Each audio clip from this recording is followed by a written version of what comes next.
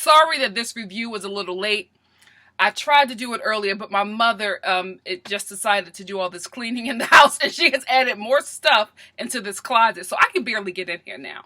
I tried to let her know that this was my studio, but she doesn't care. Anyway, let's get into this review. So it opens up with Phaedra and Kenya during their little Thelma and Louise road trip. Although I highly doubt that they drove from Atlanta to Detroit. I think they took a plane to Detroit and probably like rented a car and drove there. It doesn't really matter, but I was just like, editing. One thing I did notice is that they weren't wearing seatbelts. Was that like... Did that, like, do anything to you guys? Because for me, it, like, I could not get over it. I was watching, like, oh, my goodness. And then the way Kenya was driving, I was so nervous. I mean, obviously, nothing happened to them, or we would have known before the episode aired. But I was just, like, nervous the whole time. And then I started thinking about Princess Diana, how she would be here with us today if maybe she had worn that seatbelt. My mind went all over the place. But that, like, really bothered me. I'm getting old. Porsha meets with her very handsome beau, Todd, and they meet up for brunch. I think they all eat brunch on this show. Very rarely do I see them eat dinner, unless they're on their, those girls' trips. That's the only time I think I've ever seen this cast eat dinner. A lot of times it's always at a brunch.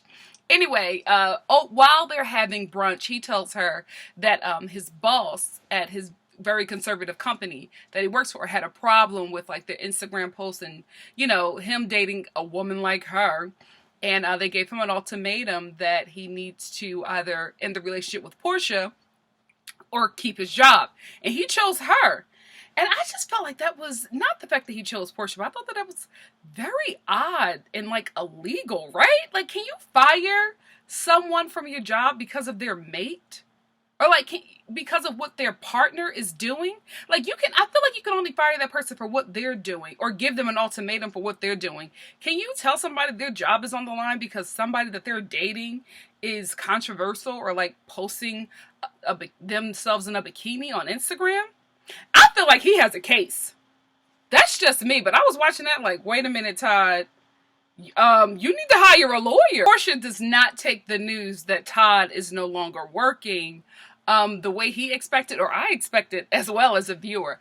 I mean, I get where she was coming from. She was just like, I'm trying to build a future with you, and you're telling me that you left your job for me.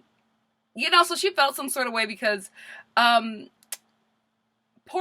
likes to live a certain lifestyle, and she's able to provide that for herself, but she doesn't want to provide that for the man that she's in a relationship with. She wants him to provide a better lifestyle for her. There are just some women out there like that. Me personally, I would just probably want to, I wouldn't like be reaching out or trying to get a guy that makes more money than me. I think I would want somebody who at least can make the same amount so that I know you got me, I got you kind of thing. You know what I mean? I wouldn't want to be the breadwinner. Hell to the no. So I can understand that logic, but I just feel like she's putting way too much on him. And the relationship is so new. You know what I mean? And you picked a guy who you knew you made more money than. So I don't understand like how all of a sudden now she's upset. You know, like, do you really want to be with him, or do you just want to have like this kid because you're getting a certain age and you're afraid that you won't be able to? See, this is what happens when women start doing things out of desperation, because I think that I like Todd. I like this couple together, but I feel like Porsha wants Todd to have Cordell's money. And that's just not the case. She needs to take this relationship for what it is. You know, Todd is not Cordell. Todd does not make what Cordell makes. This is a new season. This is a new stage of your life. So you have to figure out if you want to marry for love or if you want to marry for comfortability. You know, you can have both, but you know, this might be the type of dude where you probably got to do like a Michelle Obama thing and ride with this dude until he comes up. You know, situations like that happen. So I don't know what's going to happen with this. I really hope she doesn't mess this up, because I personally feel, as somebody who watches a lot of these fake reality TV shows, I feel like this dude is the real deal. I don't get opportunists from him. I think that he really, really likes her or loves her for who she is, because he knew Porsha before all of this. You would want to get that person who was down with you before all the fame and fortune. So I just really hope that she doesn't mess that up. I mean, at least she could have been excited or or, you know, felt a certain way that he chose her over money. You know, you will always want your partner to choose you over money, over fame, over fortune. But I feel like Porsha was upset because had it been her job or a man, she would have chose her job. You know what I mean? So I'm thinking that maybe they're not on the same level concerning love. And that's not a bad thing. My grandmother always told me, you marry a man that loves you more than you love him. That's what I was told. I don't know if that's right, but I feel like situations like that work out more. I don't know. But I just, I hope that she doesn't mess this up, because this is a good guy, Porsha. Come on, he's trying his best. You know, at least celebrate with him. Then later on, you'd be like, okay, baby, now what are your skills? Let me help you. Help him. Don't tear him down. We head on over to Phaedra's Flint water camp for the kids, and it's really, really nice. For what she was able to get for $10,000, I remember she said she needed that last episode, but she was able to get that for $10,000. That's really, really nice. Like, it looks like it's worth more than $10,000. I don't know if maybe the camp or the space that she used said that this is all you have to pay, and then Bravo put in the rest. I don't know. I'm just saying that that was really, really nice. It looked like it was beautiful and just very like a healthy land, very green, and the kids looked like they were just having a really, really good time. And the quarters, even the counselor quarters. I've been a camp counselor. My quarters ain't never looked like that. Where is this camp? Anyway, Phaedra has Kenya speak and like impart and encourage the children who were there, and I thought this was a really nice part. I really like seeing Kenya like this. I don't think I've seen her like this her entire time on. She's always been very nasty and negative and calculating. But this was really, really nice. It was refreshing to see her, like to see her speaking to the girls, see her talking about colorism, seeing her speaking to the young ladies and letting young ladies and the boys there that they can be anything, that you don't have to let anything stop them, and just having someone who has accomplished so much speak to those kids and let them know that it's possible. I love seeing her like that. Like, I liked her for the majority of this episode. Hell has frozen over, hasn't it? And then we get this part with this little girl. I don't know if she was a Bravo plant or if her mother was just like, this is your moment. You better go to that camp and you better show out. But she was this little girl that had this beautiful curly, big, poofy hair. And she was the one who walked up to Kenya and was just like, you're my idol. And I'm like, either you're a Bravo plant or your parents are trying to get you on like the Disney Channel, because honey, she was giving me Annie on Broadway. You know, she was ready for the camera. She wasn't like, you know, shy or weird about it. I was just like, somebody here is trained in this. Especially when she was like, I can do anything I want to be. I am fabulous. I am a twirl. I can twirl. And she twirled. I was like, No. Somebody is rehearsed. Somebody is coached. Somebody is coming for Raven-Symoné's crown. Go ahead, baby. Cynthia is temporarily moving in with Kandi. And I mean, I don't know how this is going to go over at the reunion. It probably will go over just fine, because Cynthia doesn't really come for anybody. Like, she came for Nene, but she quickly deaded that. So I don't see her coming for Kandi. But I just feel like this was so rude. Like, you extend the olive branch and say if you need a place to stay, you can come stay with me. Wait! Come to think of it, no, Kandi has every right to feel some sort of way about Cynthia. I just realized it. She extended the olive branch to Kenya, who brought Cynthia. Oh, hell no. Kandi, you better than me. You better than me.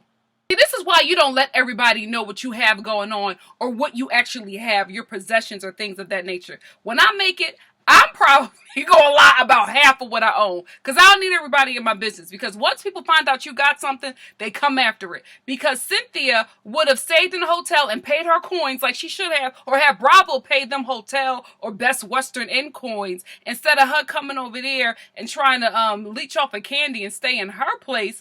I've never known them to be friends like that. But she felt that she could waltz all over there and stay in her place because she got this second home. Yes, she does. That's her business. She bought it. That don't mean you got to roll up in it. Oh my goodness. I'm agreeing with Kandi on this one. I just thought, yes, Kandi, you read her. You read her in that confessional, because she didn't invite you. And here you come bringing food and all this other stuff, wigs, and moving all this stuff in. However, I do think that maybe that scene wasn't as authentic as they tried to make it, because I don't think Cynthia stayed there. Maybe we'll find out if she stayed there longer in the next episode. But as soon as she got there, she got a call that that the appraisal or whatever, something, they went down on the price for her home. So as soon as she got to Candy, she got the call. So did she leave right away?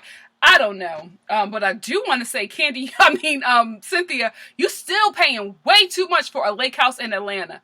That is way too much, especially when it was appraisal like $600,000.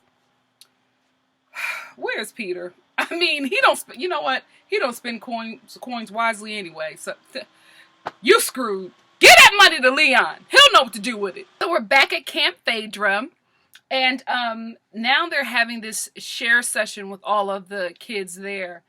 And oh my goodness, the kids start sharing their stories and experiences. And I was a wreck. I was a wreck watching that because, I grew up in the hood. So I got a story like that myself. And, I know other people who have stories like that. And I could just relate to it. And I was no more good.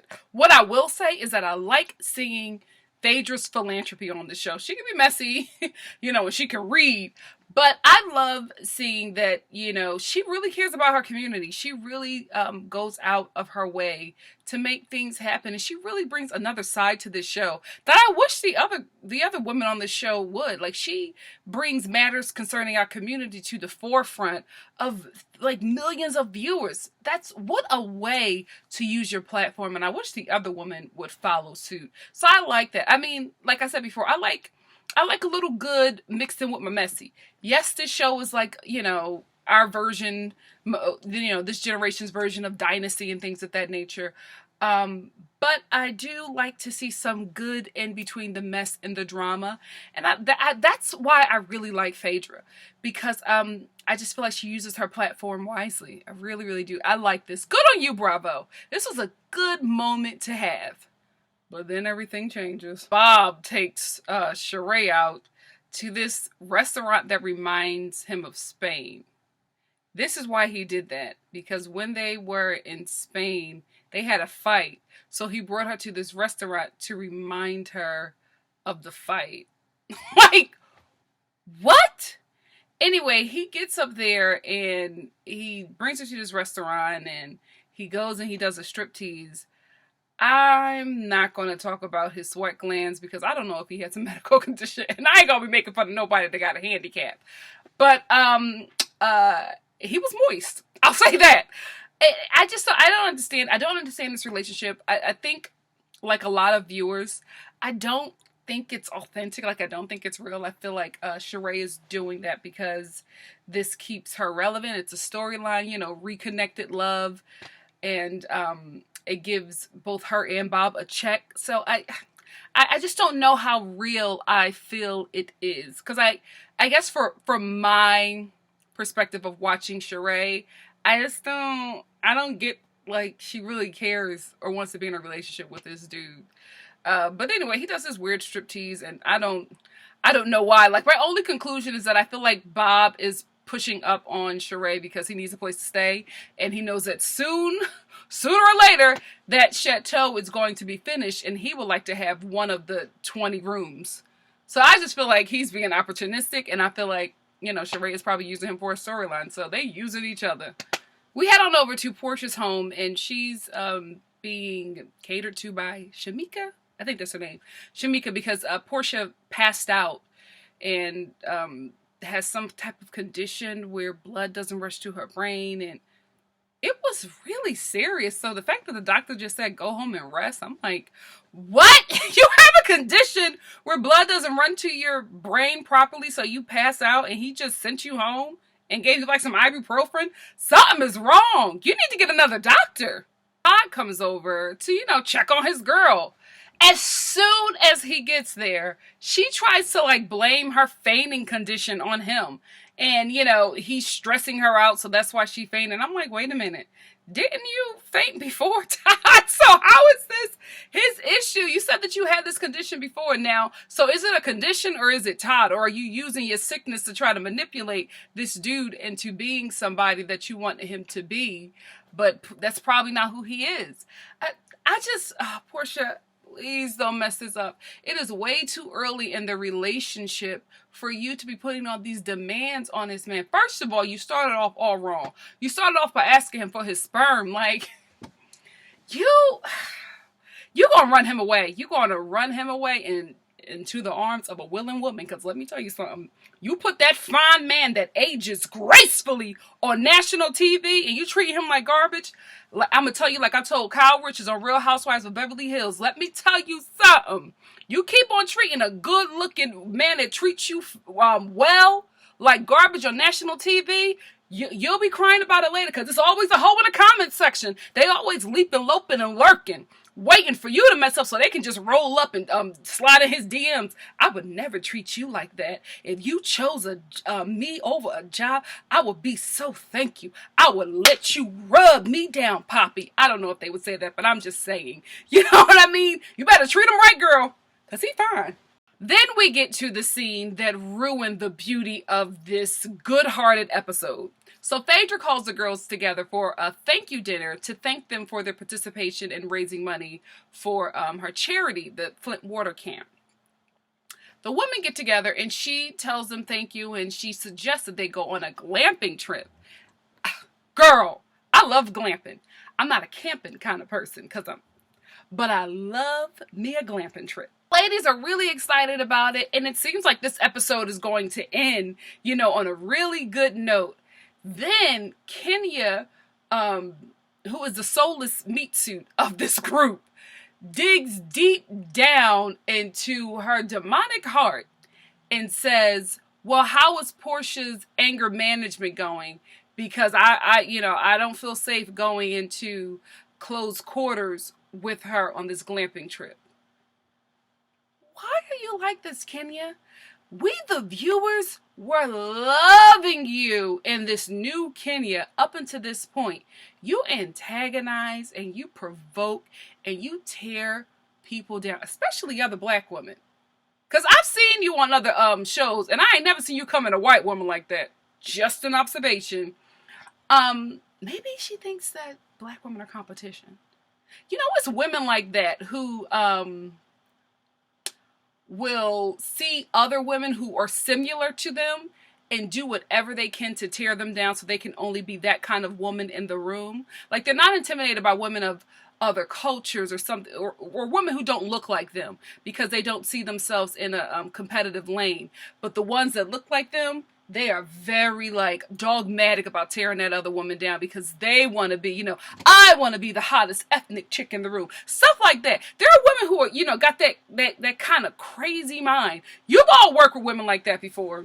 You've all probably been the only 3 black women at the job, and there's always that one black woman that's always running the HR and telling your business. Or you're the only 2 Puerto Ricans on the job, and there's always that one black woman, always one Puerto Rican chick that's always running to the boss talking about all the sofrito and stuff that you bringing into the lunchroom and making it smell a certain way. We all got a cultural hater. After Kenya brings this up, Porsha is visibly embarrassed. I was embarrassed for her. Then Cynthia and Candy jump in. It's just like, well, what's going on with your anger, man? None of your damn business. None of your damn business. Porsha really handled that well because, Porsha's career has grown immensely. She has a lot of things going on here. And Kenya has painted her as this violent person. That's a pattern with her. That's a pattern with her. She does this to people. She provokes people and then she plays victim and makes these people the monster, i.e. Porsha and Matt. She finds where they're weak and she just digs into it and then goes around and tells the rest of the world how horrible this person is, excluding the part that she played in tearing that person down. She is a very calculated and manipulative person and she needs help. Something is not right.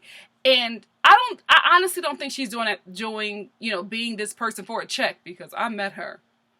What Kenya is on this show is who Kenya is.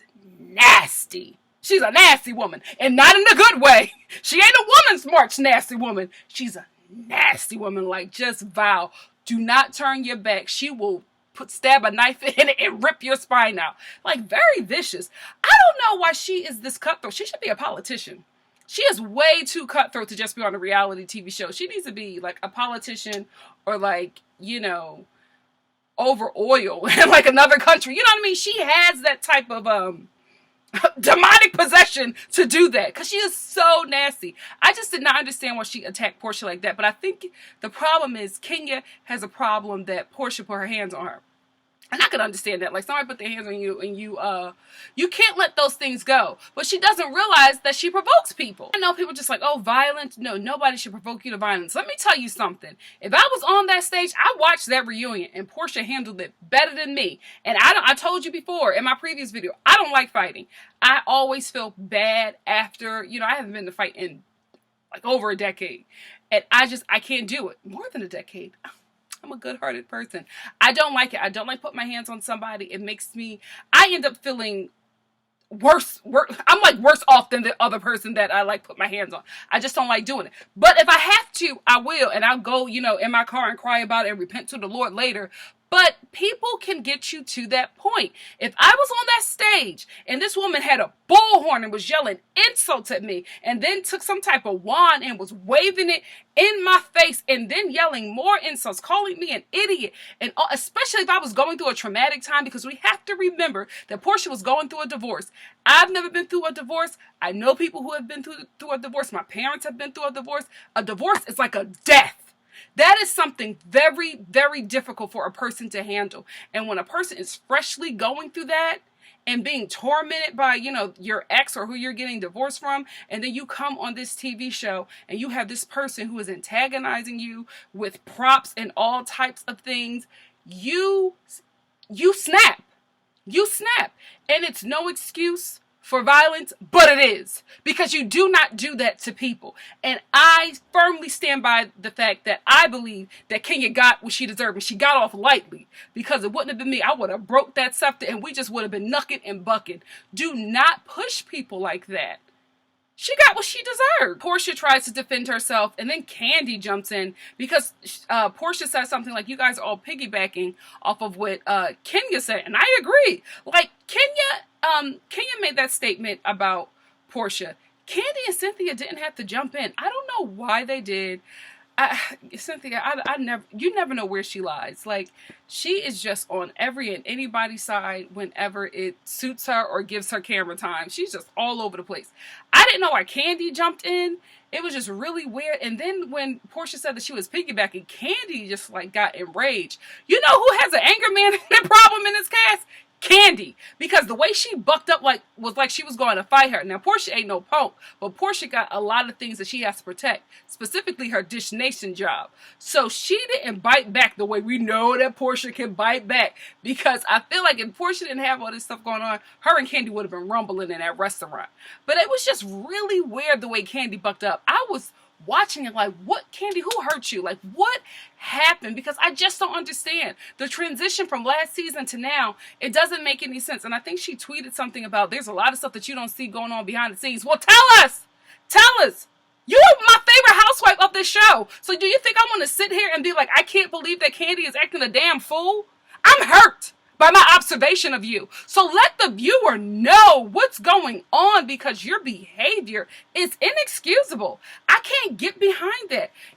It's gross. It makes me sick to watch you be so nasty. And I don't know what happened. So let me know so I can be on your side. Hook a sister up. Then Porsha makes the wise decision to leave, because again, I told you, she got a lot of stuff going on and she not trying to risk it. So she leaves, and then Kenya follows her. No, you have to deal with it. Why are you following her? Because Porsha even says this. She says, Kenya, what are you doing? We're not friends. Like, why are you following her and antagonizing her? Like, if she would have reached back and popped her and knocked her dead, no, not dead. Lord.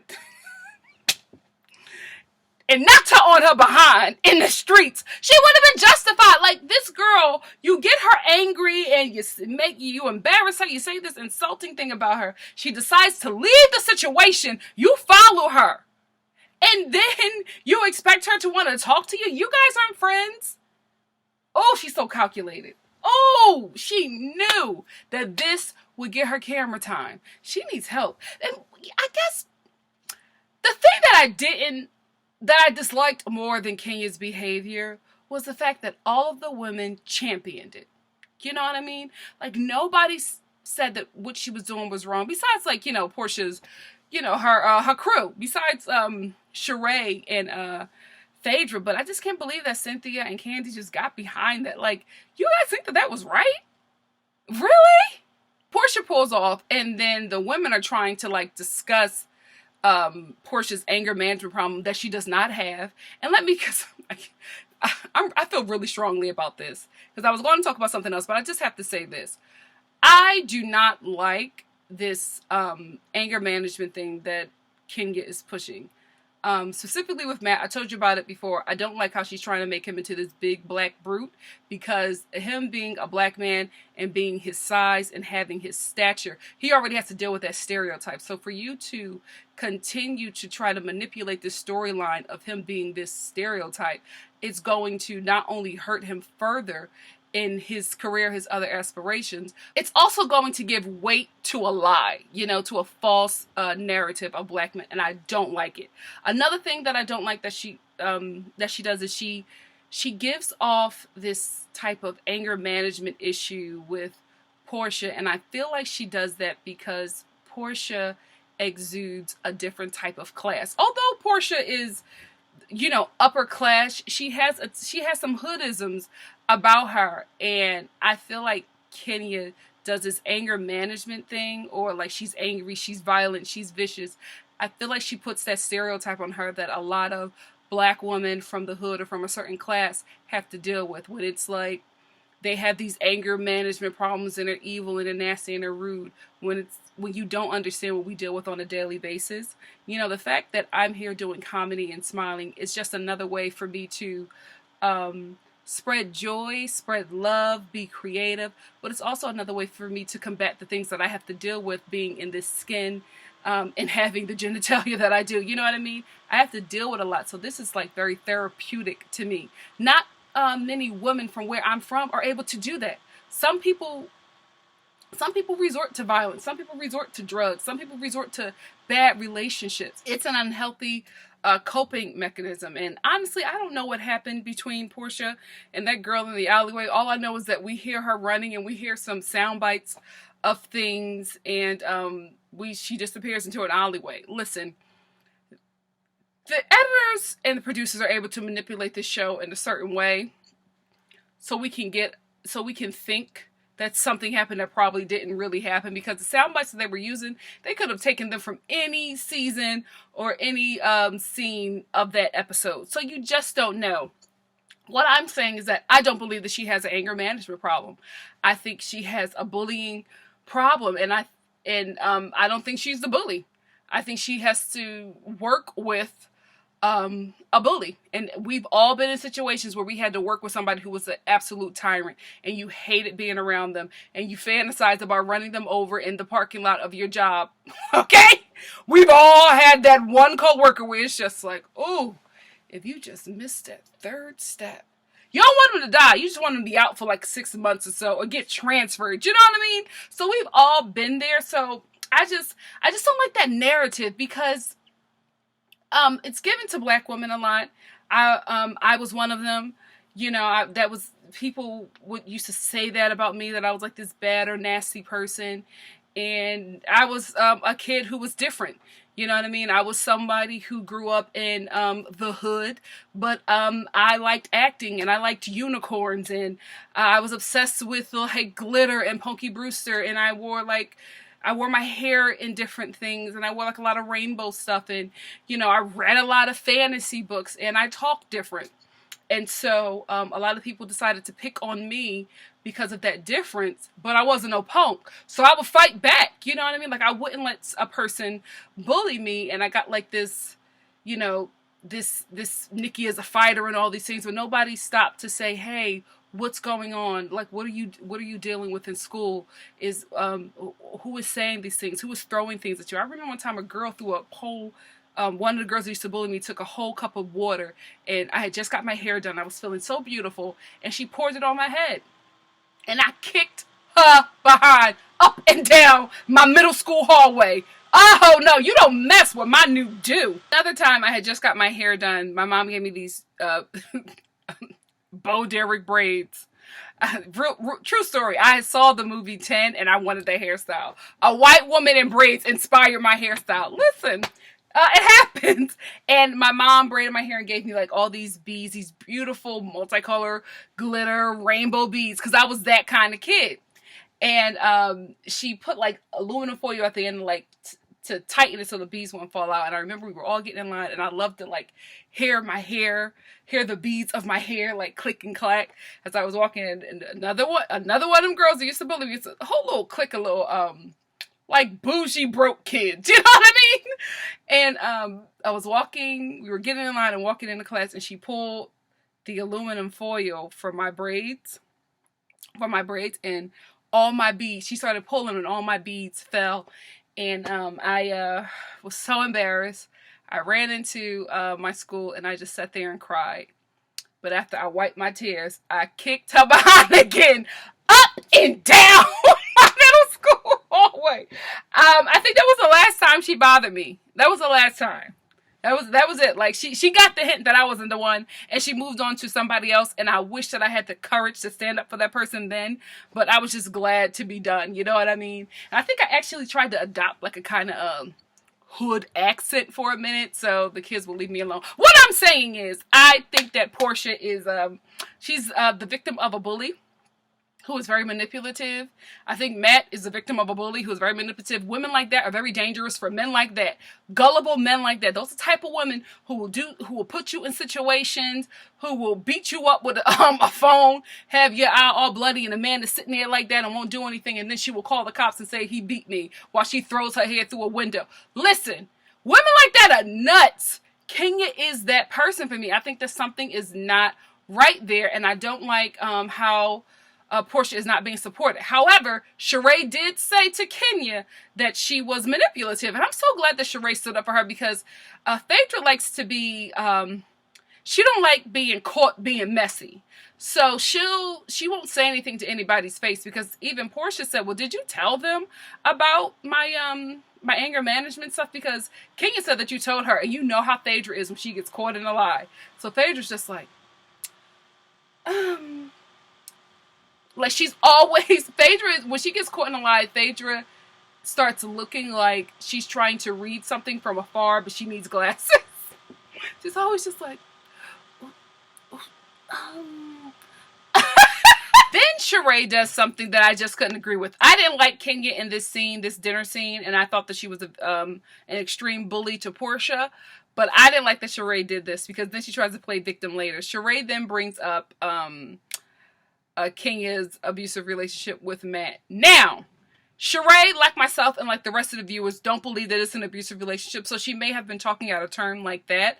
Like, you know, just maybe, she maybe have brought that up because she doesn't believe that it's something real anyway, so it's just like, well, you do this to Matt, and that's why Matt treats you this way. But then Kenya says, well, you were in an abusive relationship, and I feel like Sheree got offended because that probably was the truth for her. But it wasn't a truth for Kenya, because later the women leave and it's just Porsha, Sheree, and because Porsha decides to come back and Phaedra, and they go upstairs and they talk, and Sheree says a woman who was really in an abusive relationship wouldn't say that to another woman about what Kenya said to her about her being in an abusive relationship. I believe that. I really, really do. But you kind of opened the door, Sheree, when you said that. Now you may know that the relationship is fake, but you can't say something like that and then get upset when you get a response that cuts a little deep. Like, you gotta, when they go low, you go high. But I guess it's not gonna happen on that show. Anyway, Porsha makes a great case about how she just doesn't want to be bothered with the women if they're going to treat her like that. I don't know if she's going to go on this camping trip. I hope she does, because it's going to be juicy. But anyway, that's where the episode ended. It ended on a sour note when it was such a good episode. It broke my heart because it was moving in a good place. Phaedra and Kenya were getting along. It seemed like when they all got together at dinner, everything was going to be cool, but they disappointed me again. But it's just a TV show, because I know that these relationships with these women are not in any way a look into how women who are friends behave. You know what I mean? Some of us have been friends for 20 or so years, and we We just don't get down like that. But it's a TV show. It's for entertainment. Anyway, that's where the episode ends. Next week, like I said before, looks really juicy. I'll be watching and I'll be reviewing, and I hope to see you then. Bye.